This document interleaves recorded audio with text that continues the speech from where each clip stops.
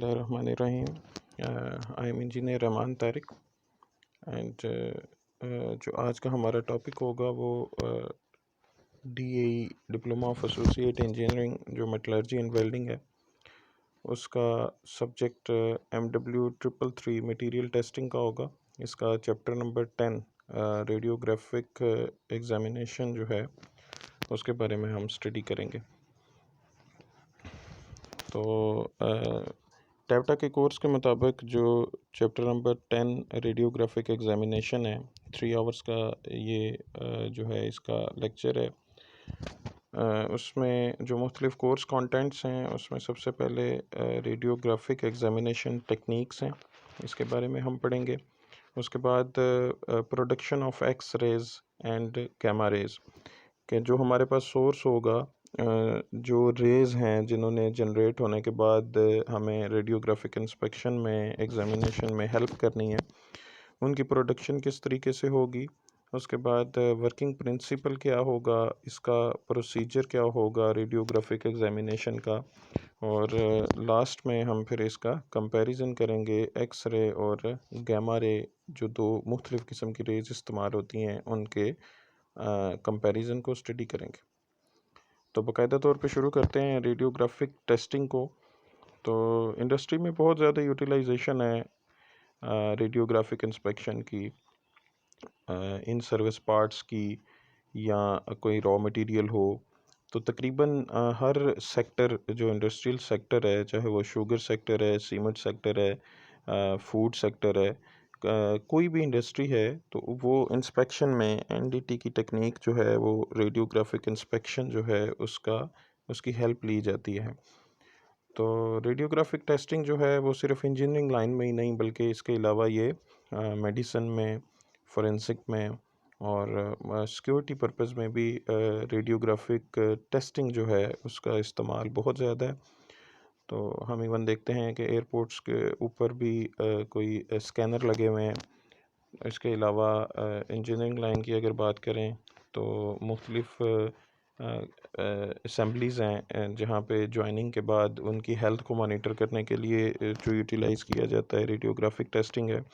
इसी तरह मेडिसिन में जो ह्यूमन बॉडी है उसके इंटरनल फ्रैक्चर्स वगैरह को देखने के लिए जो डॉक्टर्स रिकमेंड करते हैं एक्स रेज़ वगैरह, वो भी रेडियोग्राफिक टेस्टिंग में ही फॉल करता है।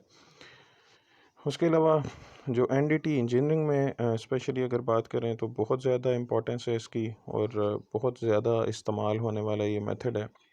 जितनी भी ऑयल एंड गैस से रिलेटेड पाइपलाइंस हैं उसकी वेल्डिंग या SNGPL है, जिस तरीके से पाकिस्तान की गैस पाइपलाइंस हैं, या कोई लिक्विड की या ऑयल की तरसील के लिए जो पाइपलाइंस इस्तेमाल की जाती हैं, स्पेशली उनकी टाइमली वक्त के साथ साथ जो इंस्पेक्शन की जाती है उसमें सबसे ज़्यादा जो इंटरनल डिफेक्ट को देखने के लिए इस्तेमाल की जाती है technique, that is radiographic testing.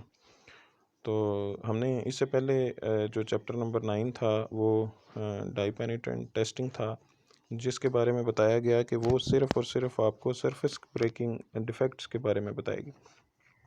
तो मटेरियल की मुकम्मल हेल्थ को मॉनिटर करने के लिए सिर्फ हमें सरफेस ब्रेकिंग डिसकंटिन्यूटीज़ ही नहीं बल्कि इसके इंटरनल फ्लॉज को भी टाइमली चेक करना पड़ता है। तो उसके लिए जो बेस्ट टेक्निक है, ज़्यादातर इस्तेमाल होने वाली जो टेक्निक है वो रेडियोग्राफिक टेस्टिंग है। इसके अलावा और भी NDT की टेक्निक्स हैं जो सरफेस, सब सरफेस और इंटरनल डिफेक्ट्स के लिए काम की नौइयत को देखते हुए इस्तेमाल होती हैं। तो यहाँ जो हमारा आज का टॉपिक है वो रेडियोग्राफिक टेस्टिंग है। तो रेडियोग्राफिक टेस्टिंग जो है वो उसके बहुत सारे फ़ायदे हैं, लेकिन उसके साथ साथ जो इसका सबसे ज़्यादा मेजर डिसएडवांटेज है वो हमारा हेल्थ रिस्क आ जाता है। चूँकि ये रेडिएशंस हैं और रेडिएशंस जो हैं वो ह्यूमन बॉडी के ऊपर भी इफ़ेक्ट करती हैं। तो सबसे ज़्यादा जो रेडियोग्राफिक टेस्टिंग के लिए हमारे लिए कंसर्न चीज़ होगी वो सेफ्टी होगी। जिस जगह पे नॉर्मली रेडियोग्राफिक टेस्टिंग की जाती है वो भी क्लोजली पैक्ड होती है। उसकी नॉर्मली जो वॉल्स होती हैं वो बहुत ज़्यादा मज़बूत होती हैं। इनक्लोज्ड एनवायरनमेंट में इसे किया जाता है। ओपन एनवायरनमेंट में इसलिए नहीं किया जाता कि इसकी जो रेज़ निकलती हैं वो काफ़ी ज़्यादा डिस्टेंस तक ट्रैवल कर सकती हैं और इर्द गिर्द मौजूद अगर कोई ह्यूमन होंगे, कोई बॉडीज़ ह्यूमन बॉडीज़ होंगी तो उनके लिए ये नुकसानदेह हैं। तो रेडियोग्राफिक टेस्टिंग में जो सबसे ज़्यादा डिसएडवांटेज है वो इसकी रेडिएशंस जो हैं उससे एसोसिएटेड हेल्थ रिस्क है। तो ये इसका मेजर डिसएडवांटेजेस है, वो हम फर्दर इसके बारे में नेक्स्ट आगे स्लाइड्स में पढ़ेंगे। In general RT method of inspecting material for hidden flaws, जैसे मैंने बताया कि जो इंटरनल डिफेक्ट होंगे उनको शॉर्टर वेवलेंथ इलेक्ट्रोमैग्नेटिक रेडिएशंस के ज़रिए से हम डिटेक्ट करेंगे। तो इसको इसके अलावा अगर देखा जाए तो रेडियोग्राफिक टेस्टिंग जो है वो सरफेस और इंटरनल डिसकंटिन्यूटीज़ दोनों को डिटेक्ट कर सकती है।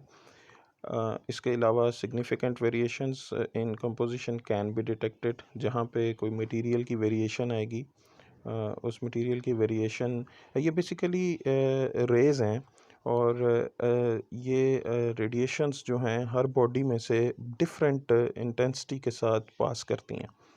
तो जहाँ पे मटेरियल वेरिएशन आएगी वहाँ इनकी इंटेंसिटी में भी डिफरेंस आएगा। लिहाजा हम इसके ज़रिए से कोई माइनर सिग्निफिकेंट वेरिएशंस भी अगर कंपोजिशन में होंगी तो उसे भी हम बाकायदा तौर पे डिटेक्ट कर सकेंगे। It has a very few material limitations इसकी कम है। तकरीबन तमाम तर मटेरियल जो हैं उनमें से ये पास कर सकती हैं और जिन मटेरियल से ये पास कर सकती हैं वहाँ पे ये हमें डायग्नोज करके दे सकती है उसके इंटरनल हेल्थ को। उसके बाद है जी, can be used for inspecting hidden areas.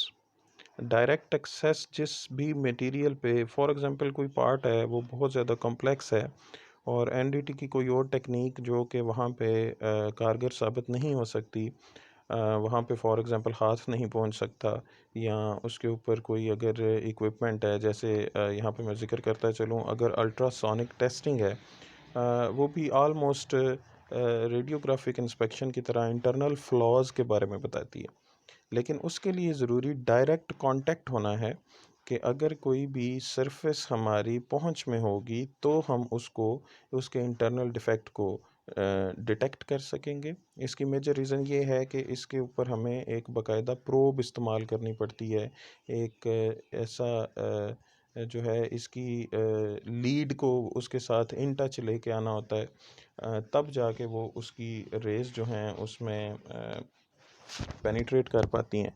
लेकिन जहाँ पे कोई ऑकवर्ड शेप होगी, कोई ऐसी शेप जिसके ऊपर प्रोब का सीट करना पॉसिबल ना हो, तो वहाँ पे फिर कॉम्प्लेक्स जो पार्ट्स होंगे रेडियोग्राफिक इंस्पेक्शन करते वक्त उसमें कोई दिक्कत नहीं आएगी, क्योंकि इसमें इंटेंसिटी से रेज़ जनरेट करके इस पे हमने थ्रो करनी है। तो जितना भी कॉम्प्लेक्स पार्ट होगा उसकी रेडियोग्राफिक इंस्पेक्शन पॉसिबल है, उसमें किसी किस्म की कोई भी हमें डिफ़िकल्टी नहीं आएगी। उसके बाद जी, permanent test record is obtained. Human body का भी हम जो एक्सरे करवाते हैं उसकी आप सब लोग जानते हैं कि एक फ़िल्म जनरेट होती है और वो फ़िल्म जो है वो एक परमानेंट रिकॉर्ड है। कंपैरेटिवली अगर देखा जाए तो जो एनडीटी की टेक्निक हमने डीपीटी पढ़ी, तो डाई पेनिट्रेंट टेस्टिंग के ऊपर हमारे पास कोई परमानेंट रिकॉर्ड नहीं रहता। उसी सैंपल के ऊपर हमने मार्किंग करनी होती है और मार्किंग के बाद उस सैंपल को या रिपेयर कर लेंगे या टाइम के साथ वो निशान ऊपर से, वो मार्किंग ऊपर से ख़त्म हो जाएगी। लेकिन जहाँ पे रेडियोग्राफिक टेस्टिंग की बात है, तो रेडियोग्राफिक टेस्टिंग में एक फ़िल्म जो जनरेट होती है जिसके ऊपर उसकी पिक्चर आती है, वो हमारे पास परमानेंटली हम उस रिकॉर्ड को सेव करके रख सकते हैं लॉन्ग टाइम के लिए, और फ्यूचर में कभी भी उस पार्ट की हेल्थ को उस फिल्म के ज़रिए से देखा जा सकता है। लिहाजा ये एक एज है, एक बेनिफिट है रेडियोग्राफिक टेस्टिंग का कि इसे हम परमानेंट टेस्ट रिकॉर्ड के तौर पे भी रख सकते हैं। उसके बाद good portability specially for gamma rays source. Portable है, पोर्टेबल से मुराद ये होती है कि आसानी से आप इक्विपमेंट को एक जगह से दूसरी जगह लेके जा सके। तो रेडियोग्राफिक सोर्स जो होते हैं बड़े हैंडी होते हैं। अब लेटेस्ट जो आए हैं वो बहुत ज़्यादा छोटे साइज़ में अवेलेबल हैं कि आप इसे आसानी से इंस्पेक्शन की जगह पे लेके जा सकते हैं। ऐसा नहीं है कि आपको हर दफ़ा कोई पार्ट उठा के लेबॉर्ट्री में ही लेके जाना पड़ेगा। बल्कि इसको हम इजीली अपने वर्किंग पॉइंट पे लेके जा सकते हैं। हैंडी है, पोर्टेबिलिटी इसकी इजी है। तो जो ज़्यादा रेडियोग्राफिक इंस्पेक्शन में जो यूज़ होती हैं रेडिएशंस, उसमें थ्री डिफरेंट टाइप्स हैं। First one is X ray radiations. उसके बाद हम गैमा रेज़ की रेडिएशंस को इस्तेमाल कर सकते हैं, और न्यूट्रॉन रेडिएशंस। ये तीन तरह की रेडिएशंस हैं जो for the purpose of radiography इस्तेमाल की जाती हैं। इनके डिफरेंट जो एडवांटेज हैं, डिसएडवांटेज हैं, वो हम नेक्स्ट स्लाइड में पढ़ेंगे। तो रेडियोग्राफिक टेस्टिंग जो है बेसिकली इलेक्ट्रोमैग्नेटिक रेडिएशंस हैं जिनको उस ऑब्जेक्ट के ऊपर थ्रो किया जाता है, इम्पोज किया जाता है, जिस ऑब्जेक्ट की हमने रेडियोग्राफी करनी है। सो सबसे पहला पॉइंट इसमें यह है कि ये इलेक्ट्रोमैग्नेटिक रेडिएशंस हैं, ये रेज़ हैं जिनको हमने उस ऑब्जेक्ट के ऊपर थ्रो करना है। बिल्कुल इसी तरह जिस तरह ह्यूमन बॉडी है, तो एक्सरे करवाने के लिए अगर किसी को कोई एक्सपीरियंस हुआ हो, तो एक वो मशीन है जिसके ऊपर आप अपना वो जिस्म का पार्ट रखते हैं जहाँ की आपको एक्सरेज चाहिए होती हैं। तो उसके बाद उसके ऊपर थ्रो की जाती हैं। वो मशीन जो है वो उस पे रेडिएशंस थ्रो करती है, और आप जिस टेबल के ऊपर ह्यूमन बॉडी है उसकी बैक साइड पे नीचे एक फ़िल्म को रख दिया जाता है। सो फिल्म और रेडिएशन सोर्स के दरमियान में जो भी ऑब्जेक्ट होगा, उसका फिल्म के ऊपर इमेज आ जाएगा रेडिएशन इम्पोज होने के बाद। सो इलेक्ट्रोमैग्नेटिक रेडिएशन जो हैं वो टेस्ट ऑब्जेक्ट के ऊपर इम्पोज की जाती हैं। Radiation is transmitted to varying degrees depend upon the density of material। अब डेंसिटी है उसकी आप थिकनेस कह सकते हैं, उसकी मोटाई कह सकते हैं, उसका वज़न कह सकते हैं। अ, उसके ऊपर डिपेंड कर रही होती हैं रेडिएशंस का ट्रांसमिट करना, रेडिएशन का गुज़रना। इसकी आसान मिसाल मैं आपको दूंगा कि अगर कोई चीज़ बारीक है तो रेडिएशन उसमें से आसानी से गुज़र जाएंगी, और अगर कोई चीज़ जो है उसकी थिकनेस ज़्यादा है तो उसमें से रेडिएशंस जो हैं वो काफ़ी ज़्यादा डिस्टर्ब होकर इसमें से गुजरेंगी। सो रिज़ल्ट जब हम देखेंगे बैक पे फिल्म के ऊपर, तो फिल्म के ऊपर जो रिज़ल्ट आएगा वो इंटेंसिटी कम आएगी। जब मटेरियल थिकनेस होगी ज़्यादा तो इंटेंसिटी फिल्म के ऊपर कम आएगी। इसी तरह जहाँ पे सोर्स चेंज होता है, मीडिया चेंज होता है। मीडिया चेंज से मुराद ये है कि एक सॉलिड बॉडी है, आप मेटल पीस का एक ऑब्जेक्ट की ही एग्जांपल ले लें कि उस ऑब्जेक्ट में से अगर कोई उसमें फ्लॉ मौजूद नहीं है, तो एक जैसी इंटेंसिटी के साथ उसमें से ये रेज़ गुजरेंगी। और अगर उसमें किसी एक पॉइंट पे बीच में फ्लॉ मौजूद है, इट मीन्स के बीच में मीडिया चेंज हुआ है। तो जहाँ पे मीडिया चेंज होगा तो ये रेडिएशंस की ट्रांसमिटिंग की जो पावर है वो वहाँ पे चेंज हो जाएगी। तो जब वो चेंज होगी तो उसका बैक के ऊपर इमेज भी वहाँ से डिफरेंट आएगा, इंटेंसिटी उसकी डिफरेंट हो जाएगी उस पॉइंट से जहाँ पे दरमियान में फ्लॉ मौजूद था। तो इसी तरीके से हम डायग्नोस करते हैं, वो फर्दर स्लाइड्स में आगे मज़ीद क्लियर हो जाएगा। तो इसके अलावा जी variations in transmissions detected by photographic film. अब ये फोटोग्राफिक वो फिल्म है जिसके ऊपर आपको एक्स-रे मिलता है, इसकी पिक्चर मिलती है। तो इसकी जो पिक्चर मिलती है हमें वो इसकी इंटेंसिटी को शो कर रही होती है।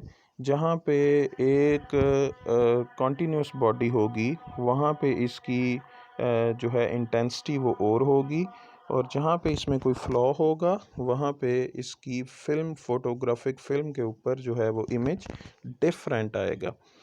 तो applicable to metal, non metal and composites, हर तरह के मटेरियल के ऊपर पॉसिबल है कि हम हर तरह के मटेरियल की जो है वो रेडियोग्राफिक टेस्टिंग कर सकते हैं। तो ये एक डेमोंस्ट्रेशन है रेडियोग्राफिक टेस्टिंग की कि हम रेडियोग्राफिक टेस्टिंग को परफॉर्म किस तरह से करते हैं और हमें रिज़ल्ट्स किस तरह से मिलते हैं। तो आप देख रहे हैं कि इसमें एक पॉइंट के ऊपर रेडिएशन सोर्स पड़ा हुआ है, और नीचे इसके जो हमने स्पेसिमन को रखा है। तो इसके बाद हमने बैक के ऊपर इसके जो है वो इसकी वो फोटोग्राफिक फ़िल्म रख दी है ताकि हमें इमेज मिल सके इस मटेरियल से, इस स्पेसिमन से रेडिएशन के पास होने के बाद।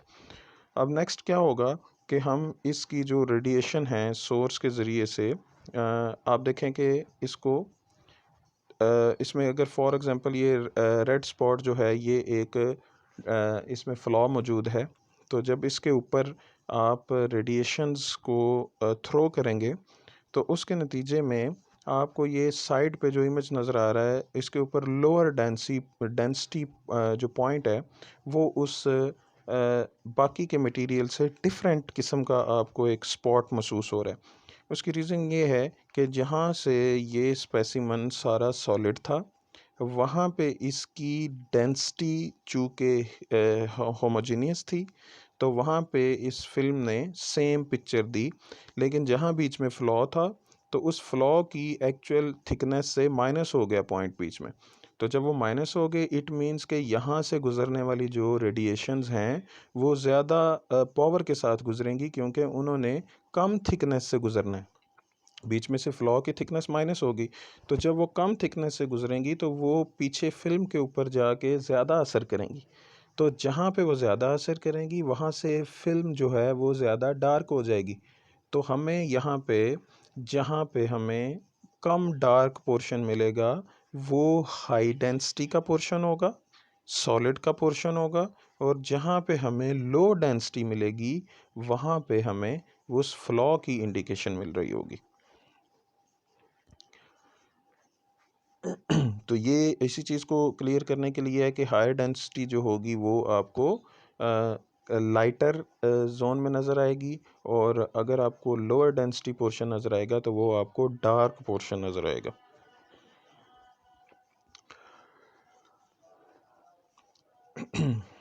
रेडियोग्राफिक इंस्पेक्शन में ये मुख्तलिफ तरीक़ाकार दिखाए गए हैं किस तरीके से सोर्स को रखा जाता है, और सोर्स के ज़रिए से प्लेस करके आप किसी भी स्पेसिमन में उसकी जो है रेडियोग्राफिक टेस्टिंग कर सकते हैं। ये इसके इमेजेस के बारे में भी साथ दिखाया गया है कि आप इवन एक पाइप की अगर आपने इंटरनली व्यू करके इसकी वेल्डिंग का सारा जायज़ा लेना है तो इसको सोर्स को आप उस पाइप के अंदर रखेंगे और एक्सटर्नल उसके पाइप के बाहर आप फिल्म को प्लेस करेंगे, और अंदर से जब उसकी थ्रो की जाएगी रेडिएशंस तो बाहर फिल्म के ऊपर उसका बाकायदा इमेज आ जाएगा। तो ये मुख्तलिफ रेडिएशन सोर्स हैं। आइसोटोप्स प्रोड्यूस गैमा रेज, उसके लिए एग्जांपल है CO60, कोबाल्ट 60 नॉर्मली इस्तेमाल किया जाता है। तो ये मुख्तलिफ एक्स-रे ट्यूब है, ये सोर्स के तौर पर इस्तेमाल किए जाते हैं, और जो हमारे पास रेडियोग्राफिक इमेज आते हैं वो इस तरीके से हैं। ये एक बोल्ट का इमेज है, इसी तरह वो साइड पे वेल्डिंग का इमेज है, किसी भी इलेक्ट्रॉनिक बोर्ड की आप रेडियोग्राफिक इंस्पेक्शन कर सकते हैं। तो ये मुख्तलिफ अब ये एक पाइप की रेडियोग्राफिक इंस्पेक्शन है जिसमें वेल्डिंग को दिखाया गया है।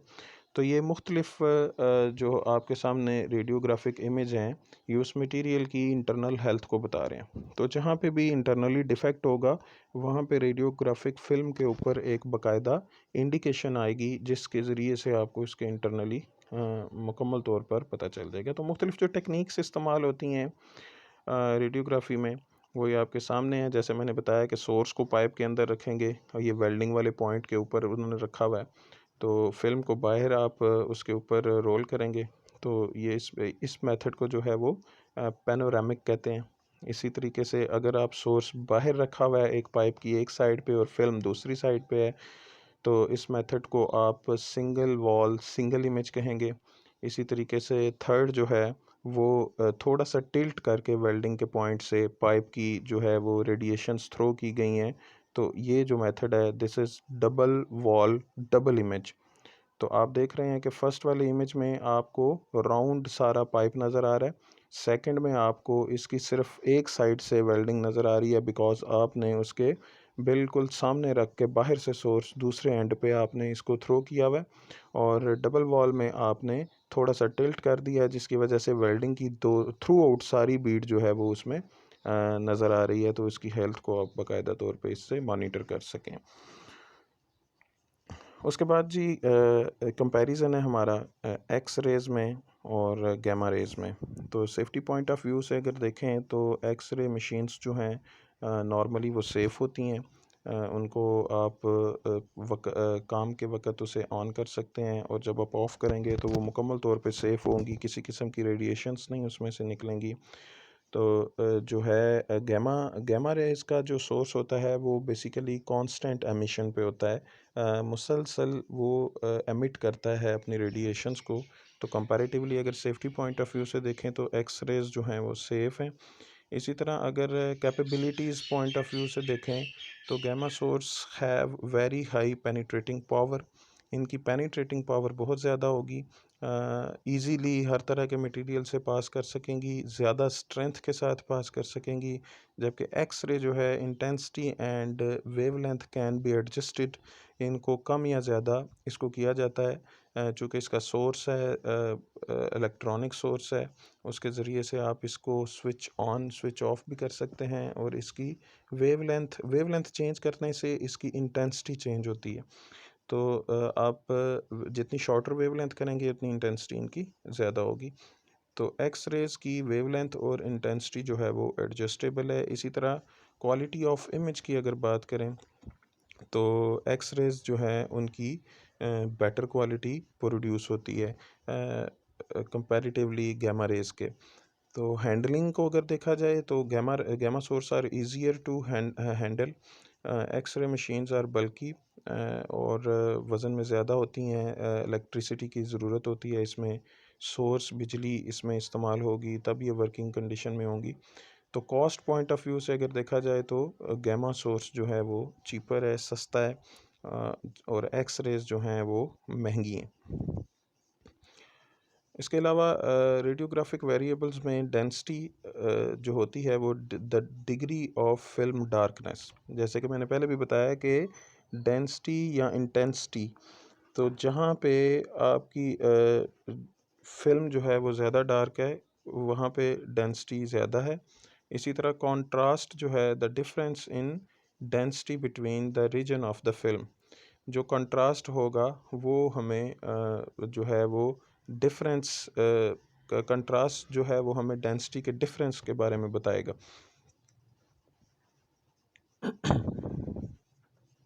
इसके बाद जी एडवांटेजेस ऑफ रेडियोग्राफी, और इसमें सबसे पहला वही बेनिफिट है कि इसका परमानेंट रिकॉर्ड होता है। फिल्म्स जो हैं उन्हें सेव करके रखा जा सकता है।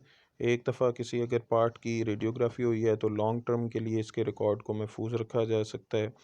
दूसरे नंबर पे डिटेक्शन ऑफ इंटरनल फ्लॉज, जो चीज़ें हमें वैसे नज़र नहीं आ रही होती उनके बारे में हमें ये इन्फॉर्मेशन देता है। Can be used on most materials.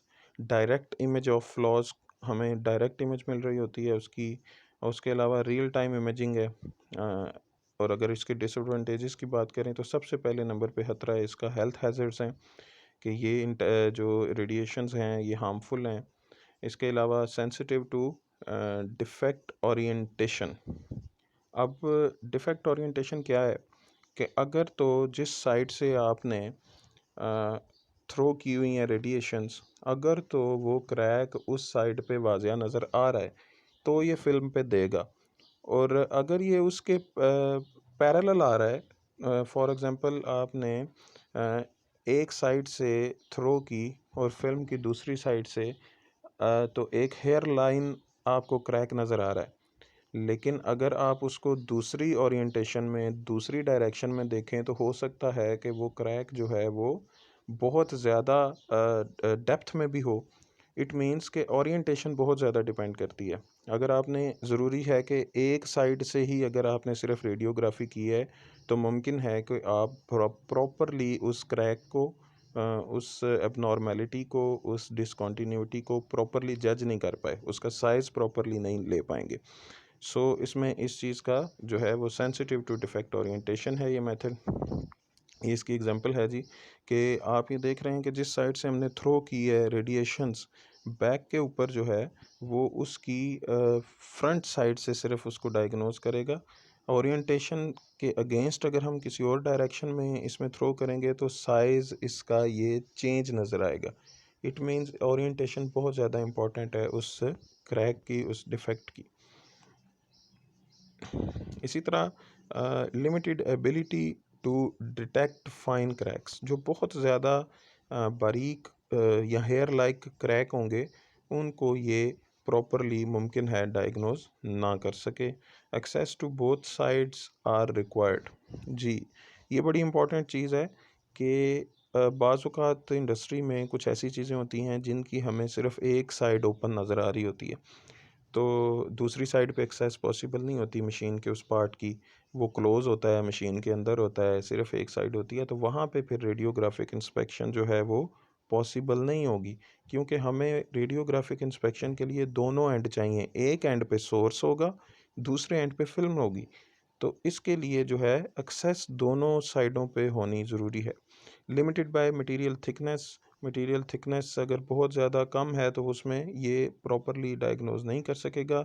Skilled interpretation required, इसमें हर कोई डीपीटी की तरह हर कोई नहीं इसे परफॉर्म कर सकेगा, इसके लिए स्पेशल जो है वो ट्रेनिंग रिक्वायर्ड है, स्किल रिक्वायर्ड है, और रिलेटिवली स्लो प्रोसेस है कंपैरेटिवली देखा जाए तो दूसरी एनडीटी की टेक्निक्स में कंपेयर करते हुए रेडियोग्राफी जो है वो रिलेटिवली स्लो प्रोसेस है, और high capital outlay and running cost, तो महंगा प्रोसेस है, आसान नहीं है, इससे इजी नहीं है छोटी इंडस्ट्री के लिए बहुत ज़्यादा ये रेडियोग्राफिक इंस्पेक्शन करवाना।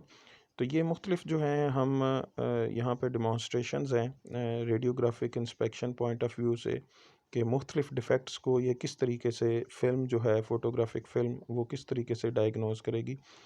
तो सबसे पहले ये स्लैग इंक्लूजन है एक, इसको अगर आप देखें तो ये इस तरीके से नज़र आएगी, और अगर आप इसको रेडियोग्राफिक इमेज इसका देखेंगे तो इसके रेडियोग्राफिक इमेज में इस तरीके से ये नज़र आएगी। इसी तरीके से अगर ये भी स्लैग इंक्लूजन्स हैं, इसके अलावा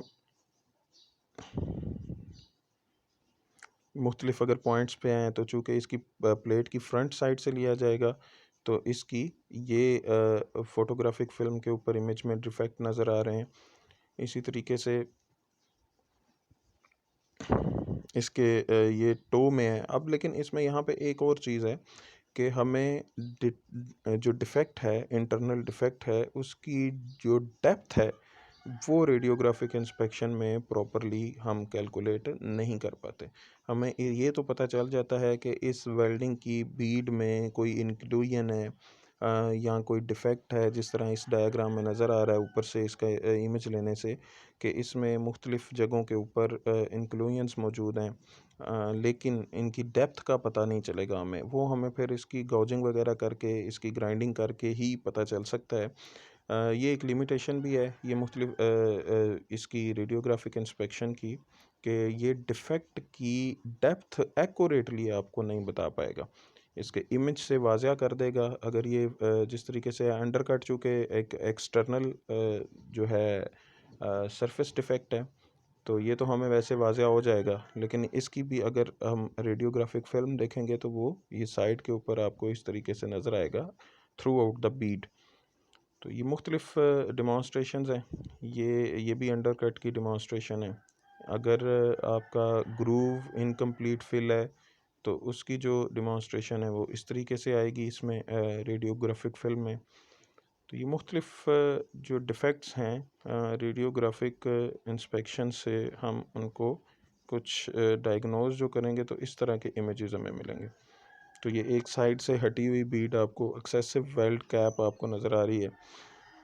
इसी तरीके से पोरोसिटी है जो वो चूँकि पोर्स हैं और बीड में इंटरनली कहीं पे रहते हैं तो उसको भी आप ये देखें, बाकायदा तौर पे रेडियोग्राफिक इंस्पेक्शन के ज़रिए से इसको डिटेक्ट किया जा सकता है।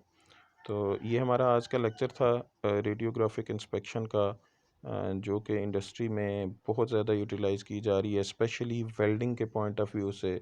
जहाँ पे वेल्डिंग की जाती है वहाँ पे उसका रेडियोग्राफिक इमेज लिया जाता है ताकि उसके इंटरनल डिफेक्ट्स के बारे में जो है हमें इंफॉर्मेशन मिल सके। Thank you very much. इंशाल्लाह ताला नेक्स्ट